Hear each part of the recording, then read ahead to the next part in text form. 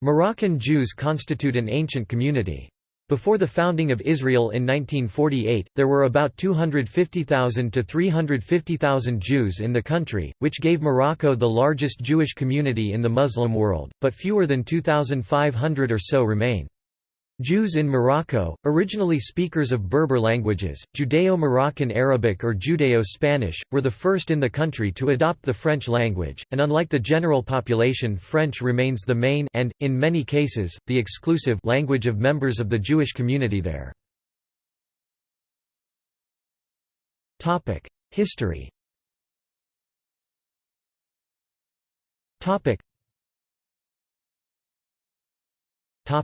Under the Romans. The Jewish presence dates back over 2,500 years, to the time of the Carthaginian state. The Hebrew or Aramaic languages used by Jews were closely related to the Punic language of the Carthaginians. Many Jews also settled amongst Berbers and adopted their languages.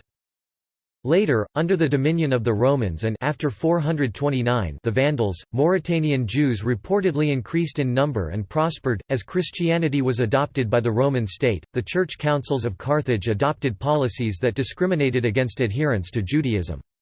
The Justinian Edict of Persecution for North Africa, issued after Vandal rule had been overthrown and Mauritania had come under the dominion of the Byzantines 534, was directed against the Jews as well as the Arians, the Donatists, and other dissenters. In the 7th century, the Jewish population of Mauritania received as a further accession from Iberian Peninsula those who wished to escape Visigothic legislation. At the end of the same century, at the time of the Great Arab Conquests in northwestern Africa, there were in Mauritania, according to the Arab historians, many Jews. Arab conquest and the Idrisids 703–1146.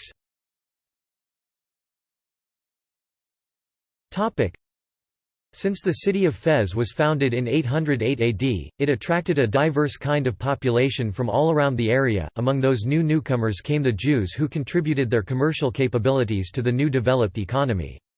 They settled in the Medina of Fez, and formed a stable community, which was an integral part of the city life. The Golden Age of the Jewish community in Fez lasted for almost 300 years, from the 9th to 11th centuries. Its yeshivo religious schools attracted brilliant scholars, poets and grammarians. During the 12th century under the rule of the Almohads, the preferential status of the Jews stopped to exist and a section of the community was deported to Algeria in about 987. Between 1035 and 1068, the invasions of the Almoravides and Almohades, fanatic Muslim sects caused destruction, fear and chaos to the Jewish community in Fez. It is estimated that about 6,000 Jews were massacred during those events. Al-Muwads was a militant dynasty who was determined to expel all those who did not share his religious beliefs, such as Jews. The Jews were forced to convert to Islam, those who refused were exiled. Some of the Jews who converted to Islam still kept in secret their faith and kept both identities together. Under the Almoravids. The Almoravids Arab Al-Murabitan, warrior monks, confederation of Berber tribes of the Sanhaja group who lived in the Moroccan Sahara Desert. Their religious fervor and fighting capabilities enabled them to establish a formidable empire in the Morocco and Muslim Spain in the 11th and 12th centuries. Their theological Islamic zeal is attributed to Yahya ibn Ibrahim, their spiritual leader, as well as to the alim religious scholar, Abd Allah ibn Yasin. Imbued with Islamic zeal, the Almoravids conquered Morocco and major sections of western Algeria between 1054 and 1092. In 1062 they turned Marrakesh into their base of operations and religious capital. Thenceforth, their main leaders embraced the title of Emir al-Muslimin, commander of the Muslims, but nevertheless continued to recognize the legitimacy of a still higher authority in Islam, the Abbasid Caliph in Iraq upon whom the title Emir al-Mu'minin, commander of the faithful, had been bestowed. It was toward the end of the 11th century that the Castilian Christians who held on to parts of Spain began challenging the authority of the Almoravids and encroaching on their territories. The Almoravid leadership succeeded in temporarily repulsing the Christians and foiling their plans to conquer such key cities as Córdoba and Toledo. With the exception of Valencia, Muslim Spain remained under Almoravid control. Notwithstanding, perhaps the weakest aspect of Almoravid rule in Spain and the Maghreb is the fact that they were a Muslim Berber minority in charge of a Spanish Arab empire. With the passage of time, they found it increasingly difficult to protect all their territorial possessions from the Christian reconquest, especially in the aftermath of the fall of Saragossa in 1118. Moreover, in 1125 the Almohads, those who advocated the unity of Allah, a confederation of rival Berber tribes, began to rebel against them in the Atlas Mountains.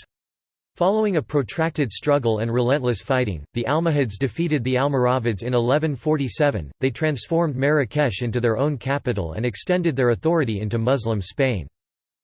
The position of the Jews under Almoravid domination was apparently free of major abuses, though there are reports of increasing social hostility against them, particularly in Fes.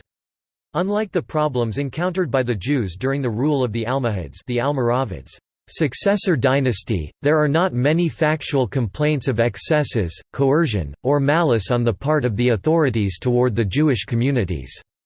It is known, however, that Yusuf ibn Tashfin forbade Jews living in the capital city Marrakesh. It was allowed for them to trade there, but if a Jew was caught in the city during night hours it was punishable by death. Under the Almoravids, some Jews prospered, although far more so under Ali III, than under his father Yusuf ibn Tashfin. Among those who held the title of vizier or Nasi in Almoravid times were the poet and physician Abu Ayyub Solomon ibn al-Mu. Alam, Abraham ibn Mayer ibn Kamniel, Abu Isaac ibn Mahahir, and Solomon ibn Firuzal. Under the Almohads 1146 to 15th century.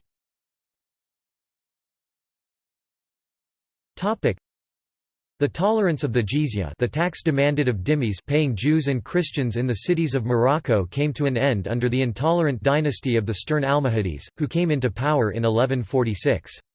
Here, as in other parts of North Africa, many Jews who shrank from emigrating pretended to embrace Islam. For example, names such as Benchekrun, initially Chokrun or Chaukrun or Chekrun depending on the pronunciation, El Kohen, and Kabaj were Jewish in origin. Maimonides, who was staying in Fez with his father, is said to have written to the communities to comfort and encourage his brethren and fellow believers in this time of oppression in the above-mentioned elegy of Abraham ibn Ezra, which appears to have been written at the commencement of the period of the Almohads, and which is found in a Yemen siddur among the Kano prescribed for the 9th of A-flat. The Moroccan cities Ceuta, Meknès, the Draa River Valley, Fez, and Sagelmesa are especially emphasized as being exposed to great persecution. Joseph Ha-Cohen relates that no remnant of Israel was left from Tangier to Media. Moreover, the later Almohads were no longer content with the repetition of a mere formula of belief in the unity of God and in the prophetic calling of Muhammad. Abu Yusuf Yaqub al-Mansur, the third Almohad prince, suspecting the sincerity of the supposedly converted Jews, compelled them to wear distinguishing garments, with a very noticeable yellow cloth for a head covering. From that time forward the clothing of the Jews formed an important subject in the legal regulations concerning them. The reign of the Almohads on the whole exercised a most disastrous and enduring influence on the position of the Moroccan Jews. Already branded by their clothing as unbelievers, they furthermore became objects of scorn and violent despotic caprice from which there was no escape. An account by Solomon Cohen dated January 1148 AD describes the Almohad conquests. Abd al-Mumin, the leader of the Almohads after the death of Muhammad ibn Tumart the Mahdi, captured Tlemcen in the Maghreb and killed all those who were in it, including the Jews, except those who embraced Islam. In Sijilmasa 150 persons were killed for clinging to their Jewish faith. 100,000 persons were killed in Fez on that occasion, and 120,000 in Marrakesh. The Jews in all Maghreb localities conquered. Grown under the heavy yoke of the Almohads, many had been killed, many others converted, none were able to appear in public as Jews. Under the Marinids. The Marinid dynasty Berber, Imrinan, Arabic, Marinian was a dynasty of Zenata Berber descent that ruled Morocco from the 13th to the 15th century. The Marinids overtook the Almohads controlling Morocco in 1244, and briefly controlled all the Maghreb in the mid-14th century. They supported the Kingdom of Granada in Al-Andalus in the 13th and 14th centuries. An attempt to gain a direct foothold on the European side of the Strait of Gibraltar was however defeated at the Battle of Salado in 1340 and finished after the Castilian conquest of Algeciras from the Marinids in 1344. The Marinids proved themselves particularly friendly toward the Jews. When the still fanatic mobs attacked them in 1275, the Marinid Sultan Abu Yusuf Yaqub ibn Abd al-Haq intervened personally to save them. The sovereigns of this dynasty benevolently received the Jewish ambassadors of the Christian kings of Spain and admitted Jews among their closest courtiers. Of these Jews, Khalifa b. Wakasa became steward of the household of the Sultan Abu Yaqub Yusuf an-Nasir and his intimate counselor. A victim of palace intrigues, he was put to death in 1302. His nephew, who was also named Khalifa, held the same office and suffered the same fate 1310. However, there were no repercussions against the Moroccan Jews as a result of the execution of their powerful coreligionists. They were the principal factors in the prosperity of the country. The Sahara gold trade, which was of primary importance, and the exchange with the Christian countries were completely under their control. Their relatives and associates in the Kingdom of Aragon financed, when necessary, the navies which defended the Moroccan ports. In addition to the jizya poll tax, they paid enormous sums to the treasury in customs duties for their imports and exports. In the outlying areas, particularly in the Atlas region where there were large concentrations of Jews of early origin, the Jews wielded great influence in both the political and spiritual domains. Jewish physicians enjoyed well-deserved renown. The study of Kabbalah, as well as philosophy, was then in vogue. The last Moroccan philosopher of the Middle Ages was Judah b. Nissim ibn Malka, who was still alive in 1365.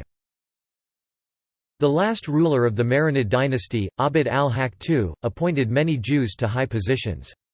This angered many Muslims and was one of the main causes for the 1465 Moroccan revolt, in which the entire Jewish community of Fez was massacred. The Spanish expulsion of the Jews. By 1249, the Spanish Reconquista had concluded its main phase.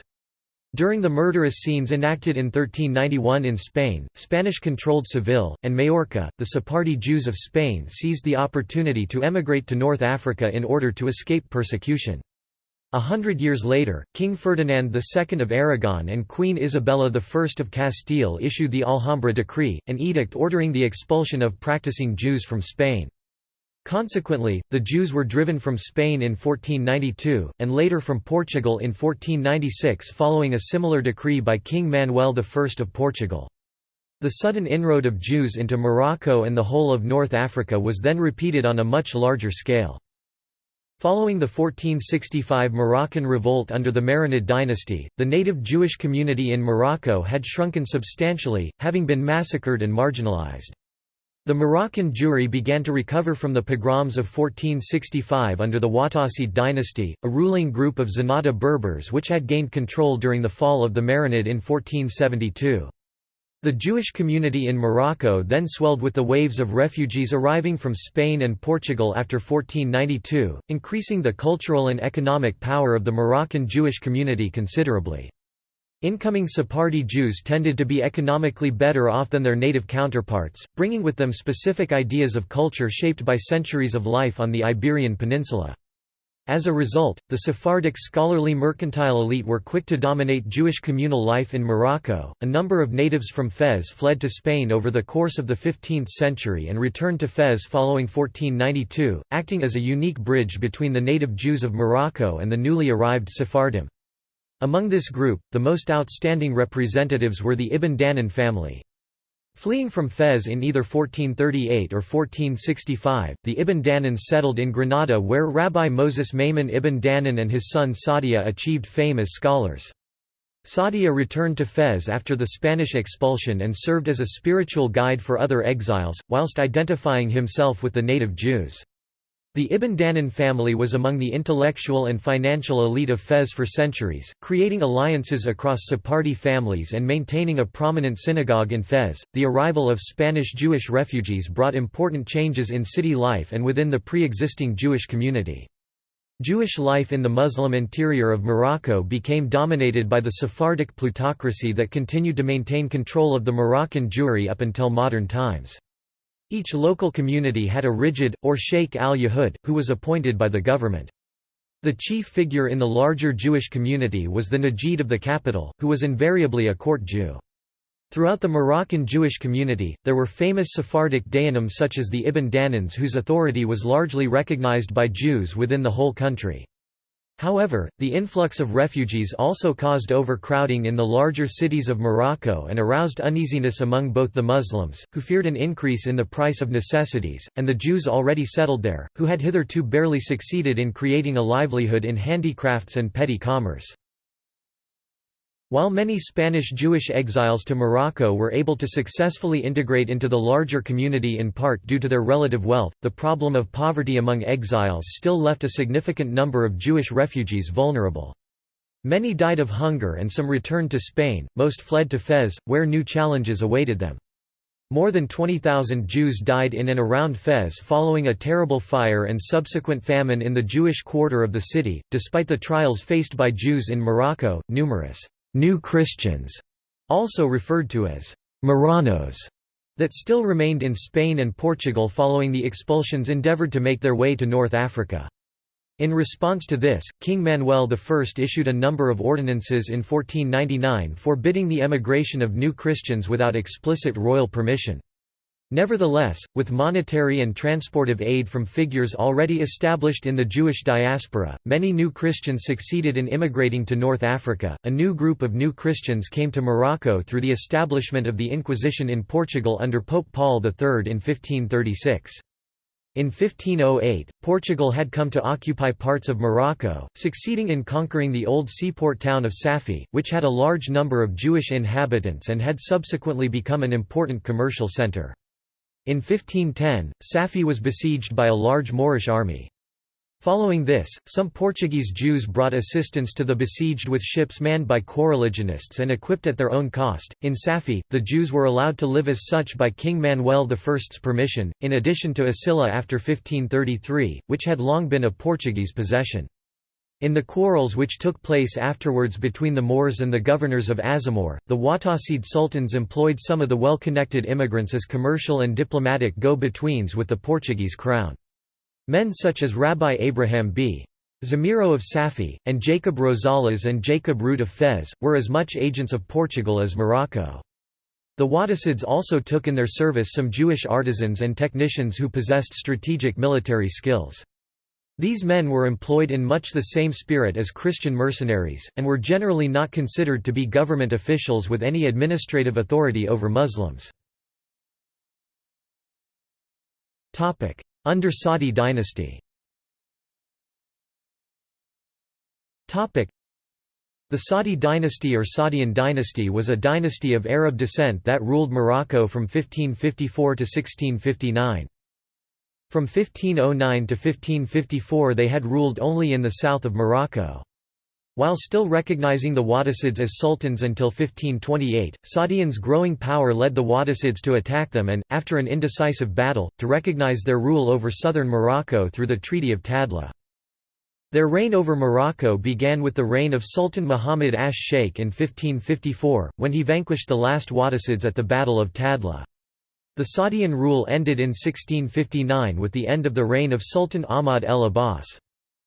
When, in 1578, the young King Sebastian with almost his whole army met death, and Portugal saw the end of her glory, at Alcazarquivir, the few nobles who remained were taken captive and sold to the Jews in Fez and Morocco. The Jews received the Portuguese knights, their former countrymen, into their houses very hospitably and let many of them go free on the promise that they would send back their ransom from Portugal. Numerous newly immigrated Jews, whose descendants faithfully adhere to the use of their Spanish dialects, Ladino and Haketia to the present day and who surpass older Jewish Moroccans in education and intellectual achievement, subsequently become prominent in Moroccan history. With their skill in European commerce, arts, and handicrafts, hitherto largely unknown to the Moors, and with their wealth, Jews have contributed conspicuously to the rise and development of the Alawite dynasty since its beginning in 1666. At first the Sa'dis appeared to be fanatical religious zealots who were intolerant of non-Muslims. They imposed heavy taxes on the local Jewish community. As they consolidated their authority in the country, however, they gradually evinced greater toleration toward the Jewish minority. Like their Wattasid predecessors, the Sa'di sultans now employed Jews as physicians, diplomatic emissaries, and interpreters. Beginning in 1603, Abraham bin Waq and later Judah Levi served as ministers of the treasury. Members of the Jewish aristocratic Kabesa and Palach families were recruited by the Sultan's court as agents and negotiators with European merchants who entered the country. Whereas the authorities increasingly proved to be friendly toward the Jews, the same could hardly be said of the Muslim masses as well as local urban and rural chieftains and governors. Under Moulay Rashid and Moulay Ismail.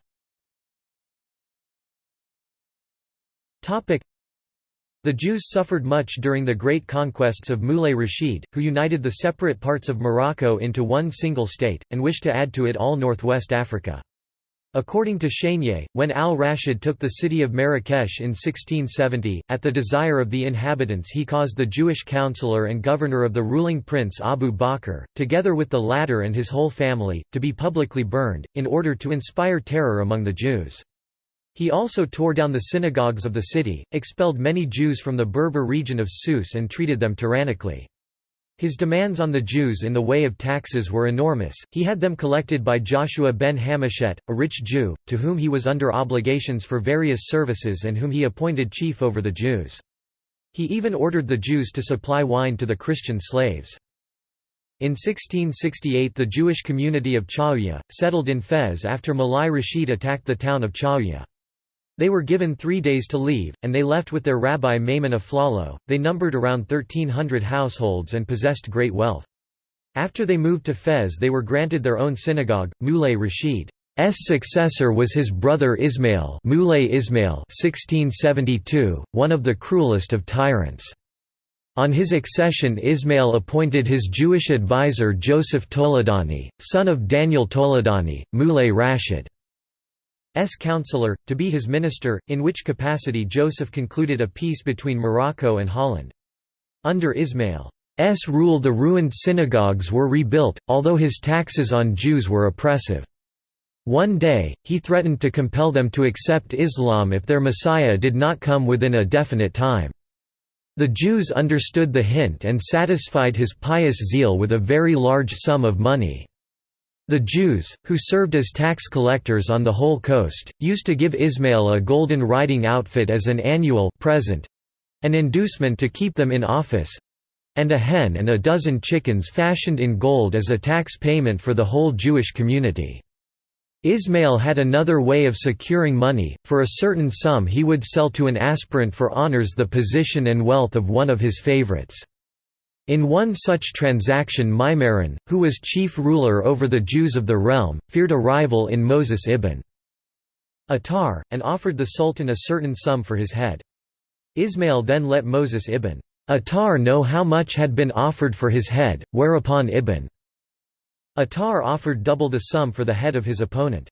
The Sultan took the money from both, called them fools, and reconciled them to each other, whereupon ibn Attar married a daughter of Maimaran and shared with his father-in-law reign over the Jews. The same Moses ibn Attar was Moorish plenipotentiary in the making of a compact with Great Britain in 1721.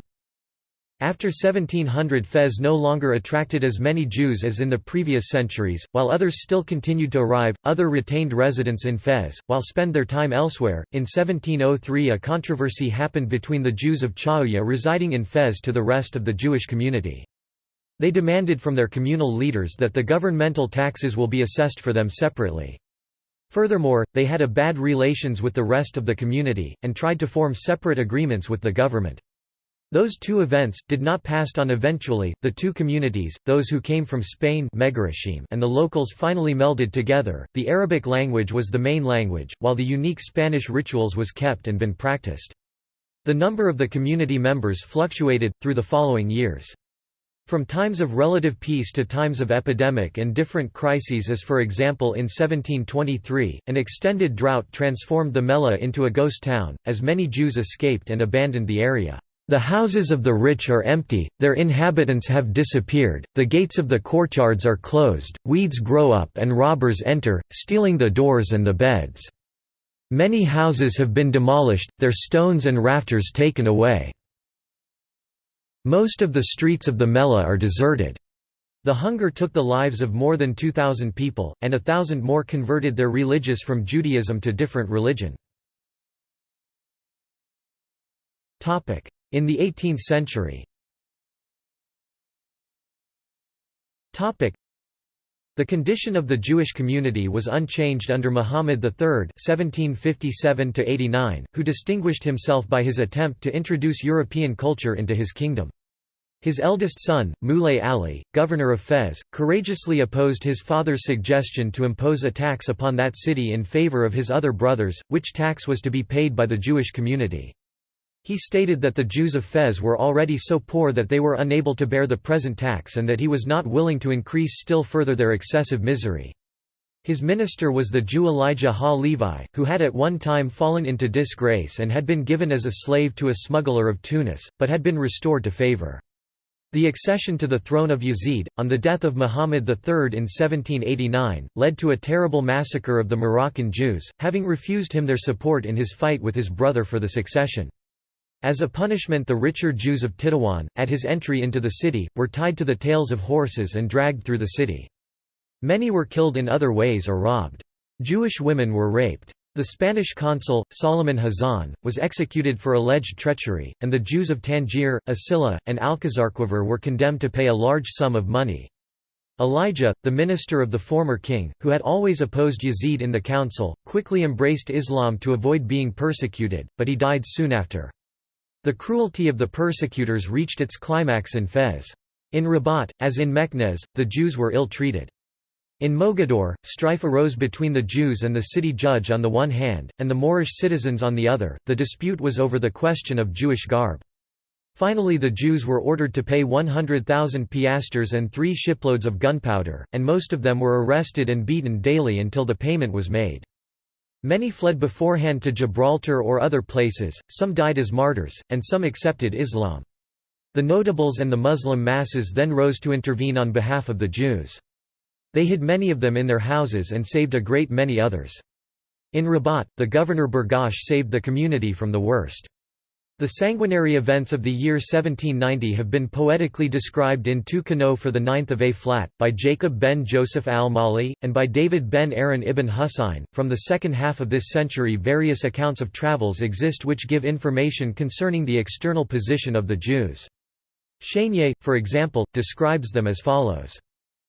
The Jews possess neither lands nor gardens, nor can they enjoy their fruits in tranquility.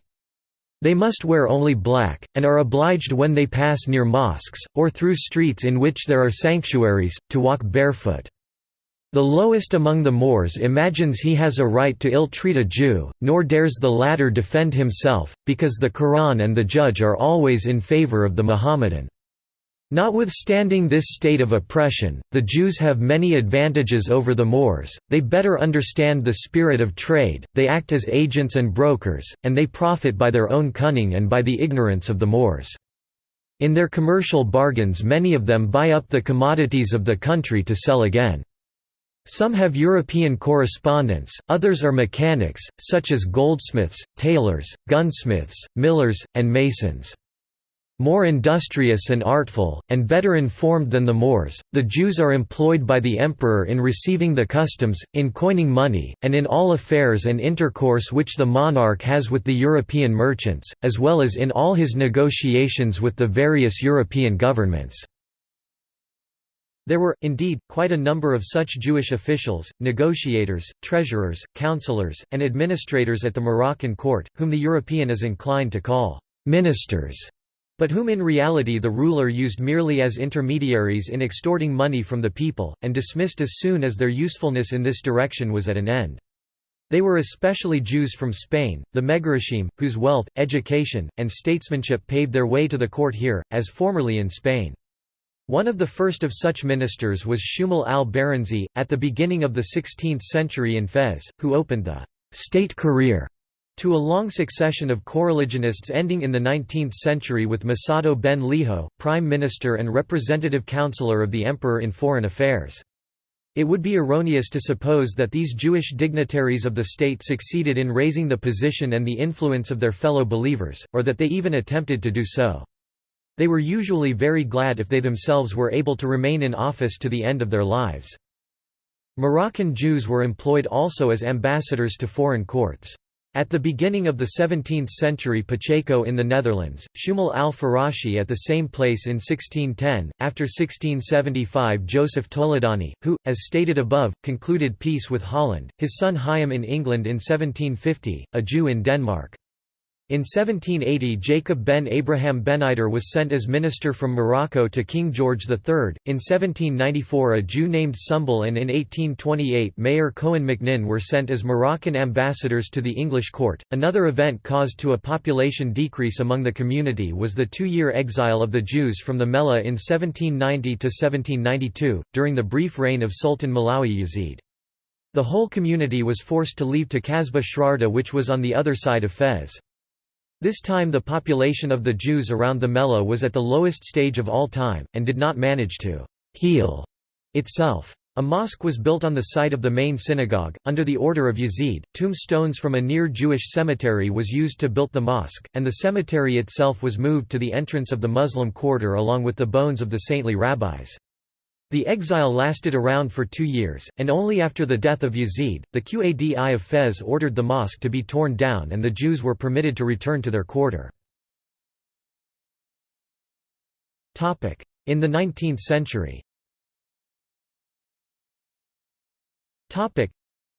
The 19th century, which brought emancipation to the Jews of many countries, failed to fundamentally alter the status of Moroccan Jews, but produced new divisions among them and entailed new sources of trouble. Capitalist development and European economic penetration brought prosperity to many Jewish merchants in northern Moroccan ports, but cost many Jews in the interior their traditional livelihoods, as industrial imports from Europe drove traditional Jewish crafts out of the market. As a result, many impoverished Jews migrated to overpopulated urban mellahs, Jewish quarters, where they struggled to survive as shopkeepers, peddlers, artisans or beggars. Morocco's instability and divisions also fueled conflicts, for which Jews were frequent scapegoats. Every new war in which Morocco became involved in that century with any foreign country sacrificed the Jews of one district or another of the Sultanate to the general depression and discontent which an unsuccessful war usually calls forth in political and commercial life. The war with France in 1844 brought new misery and ill treatment upon the Moroccan Jews, especially upon those of Mogador, known as Asora. When the war with Spain broke out on September 22, 1859, the Moors had nothing more fitting to do than to plunder the houses of friendly Jewish families in Tétouan. Most of the Jews saved their lives only by fleeing. About 400 were killed. A like result followed the conflict with Spain in 1853 in consequence of the violent acts of the cliff dwellers in Melilla.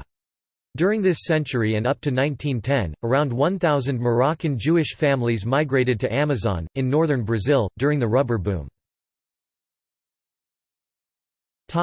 Montefiore's journey to Morocco.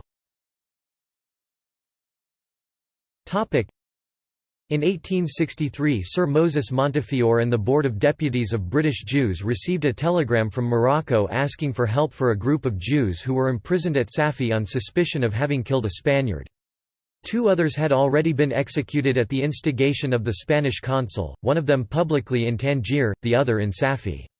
Sir Moses, supported by the British government, undertook a journey to Morocco to demand the liberation of the imprisoned Jews and, as he said in a letter to the Sultan, to move the latter to give the most positive orders that Jews and Christians, dwelling in all parts of your Majesty's dominions, shall be perfectly protected, and that no person shall molest them in any manner whatsoever in anything which concerns their safety and tranquillity, and that they may be placed in the enjoyment of the same advantages as all other subjects of your Majesty."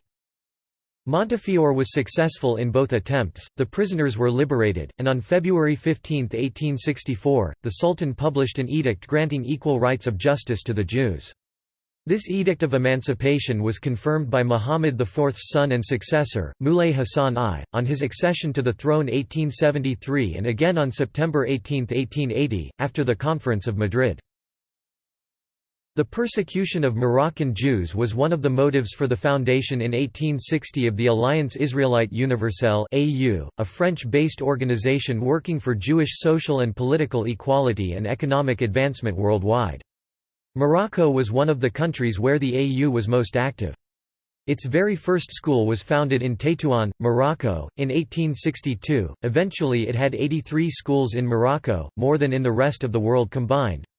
Over time the AU in Morocco was more and more closely associated with French colonial influence. One of its assistant secretary-generals later noted that its close, even organic relations with the Quai d'Orsay, the French foreign ministry, were an open secret. Pro-Jewish reforms were often not executed by local magistrates in the fragmented sultanate, however, and even if they were, they reignited animosity toward the Jewish population.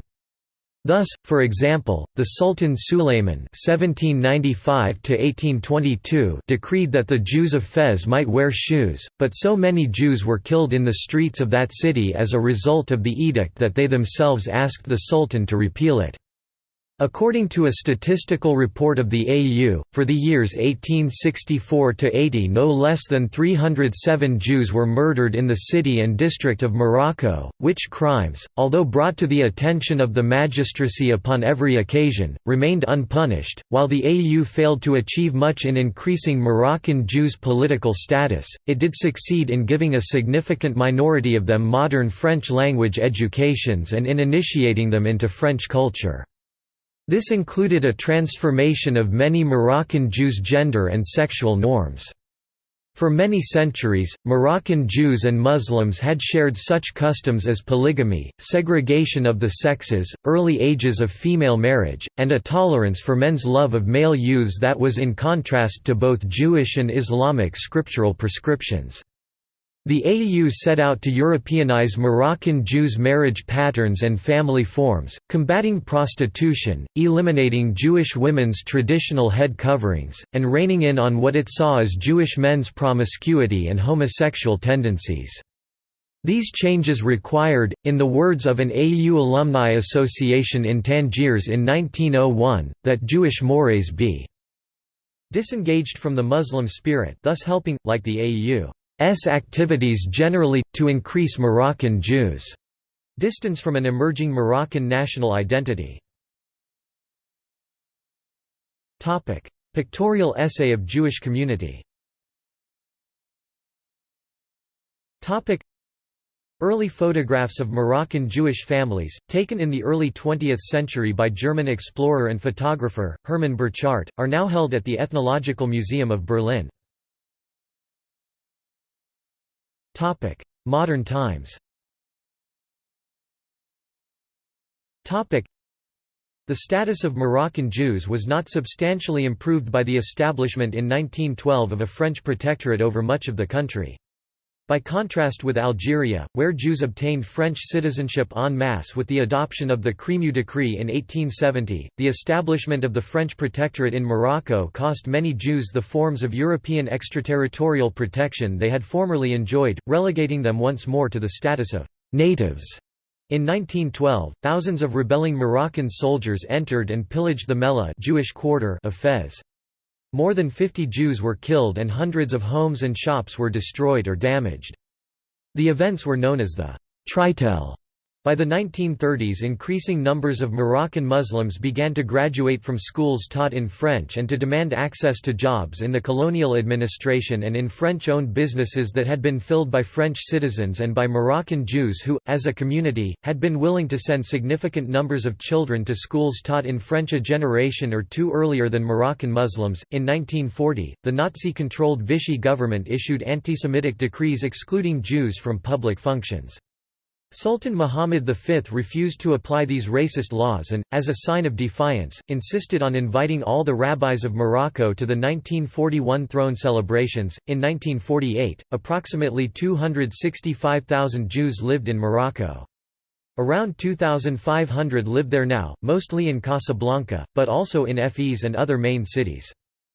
In June 1948, soon after Israel was established and in the midst of the First Arab-Israeli War, riots against Jews broke out in Oujda and Jarada, and in Alcazarquivir, killing 44 Jews.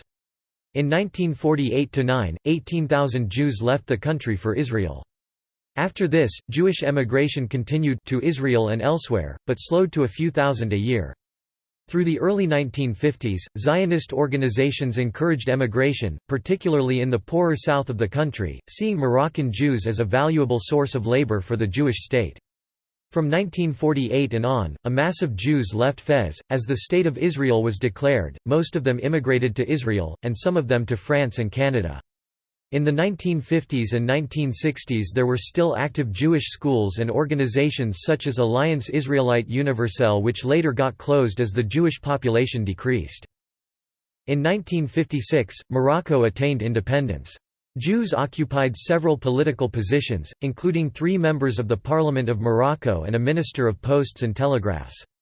However, emigration to Israel jumped from 8,171 in 1954 to 24,994 in 1955, increasing further in 1956.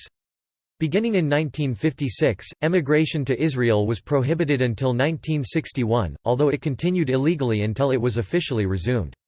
In 1961, the government relaxed the laws on emigration to Israel, as part of an agreement with Israel that entailed a payment to Morocco for each Jew that left the country for Israel. When Muhammad V died, Jews joined Muslims in a national day of mourning. But over the next 3 years, more than 80,000 Moroccan Jews immigrated to Israel. By 1967, only 60,000 Jews remained in Morocco. The Six-Day War in 1967 led to increased Arab-Jewish tensions worldwide, including in Morocco. By 1971, its Jewish population was down to 35,000, however, most of this new wave of emigration went to Europe and North America rather than Israel. France for a time was a destination particularly for Moroccan Jews with European educations, who had economic opportunities there. One study of Moroccan Jewish brothers, one of whom settled in France and the other in Israel, showed that 28% of the brothers who settled in France became managers, businessmen or professionals compared to 13% of their Israeli brothers, and only 4% unskilled workers compared to over a third of their Israeli brothers. Moroccan Jews in Israel, far more numerous, enjoyed less upward mobility. 51% were blue-collar in 1961 and 54% as late as 1981. Despite their current small numbers, Jews continue to play a notable role in Morocco. The king retains a Jewish senior advisor, André Azoulay. They are well represented in business and even a small number in politics and culture, and Jewish schools and synagogues receive government subsidies. However, Jews were targeted in the Casablanca attacks in May 2003. King Hassan II's pleas to former Moroccan Jews to return have largely been ignored. As of 2004, Marrakesh had an aging population of about 260 Jews, most over the age of 60, while Casablanca has between 3,000 and 4,000 Jews. A 2014 figure says there are about 2,500 Jews still living in Morocco. Meanwhile, the State of Israel is home to nearly 1 million Jews of Moroccan descent, around 15% of the nation's total population. In 2013, it was revealed that there is a rapidly growing trend of Moroccan Jewish families sending their sons to study at the Jerusalem College of Technology in Israel. Most of these students opt to take up Israeli citizenship and settle in Israel after graduating. Conversely, a small trickle of criminals from Israel have been settling in Morocco, exploiting the lack of an extradition treaty between the two nations. However, most of these are not of Moroccan descent. Gallery See also Moroccan Citron Maghrebi Jews History of the Jews in Carthage Al-Wifaq List of Moroccan Jews Sephardi Jews Sakarel family Palash family Further reading David Bensausen, Il était une fois le Maroc, Témoignages du passé judéo-marocain, Aid, du Lys, www.editionsdelys.com, Montreal, 2010 ISBN 2-922505-14-6. Second edition, www.iuniverse.com, Bloomington, Indiana, 2012, ISBN 978-1-4759-2608-8, 620p. ISBN 978-1-4759-2609-5 ebook. Notes References This article incorporates text from a publication now in the public domain, Singer, Isidore, et al., eds. 1901–1906. Morocco. Jewish Encyclopedia. New York, Funk and Wagnalls Company. External links Moroccan Daily Halakha La Halakha Marocaine quotidienne History of Jews in Fez and Morocco in French Defina.net Moroccan Jews website in French and English, History, Culture, Food, Forum. Jewish Virtual Library Visiting Jewish Morocco A very complete and informative site about history and culture of Moroccan Jews Jewish Moroccan Heritage The Museum of Moroccan Jews French very rich, a lot of interesting material. The Mellahs of Southern Morocco A report of a survey by Harvey E. Goldberg Jewish Existence in a Berber Environment by Moshe Shokid A list of Moroccan synagogues Moroccan Jews in the Amazon and the rubber trade Chabad Lubavitch centers in Morocco Moroccan Jews website, Darna.com Agadir Jewish Community website Pictures of tomb graves of the Cemetery of Agadir Moroccan Judaism Museum The website of Le Musée du Judaïsme Marocain, a museum about the Jewish heritage in Morocco, in French http://sites.google.com/site/Moroccanjews/Jews-in-Morocco. Chaim Cohen, leader of the Jews in Spanish Morocco, writes a report to Ahmed Belbashir Haskouri in November 1947 on the state of the Jews and recommends steps for enhancement of this community in Spanish Morocco. This decline was due to a substantial emigration of Jews from Morocco in the immediate wake of the partition in Palestine. Diana Muir Applebaum, The Last Berber Jews. Jewish Ideas Daily, August 10, 2011, 1. Return to Morocco, Al Jazeera. Gressel, Madeline, Zoe Lake, Siyi Chen, Kelsey Doyle and Khadija Boukarfain. In Morocco, Muslims and Jews study side by side but for how long? Archive. PBS NewsHour. July 29, 2015.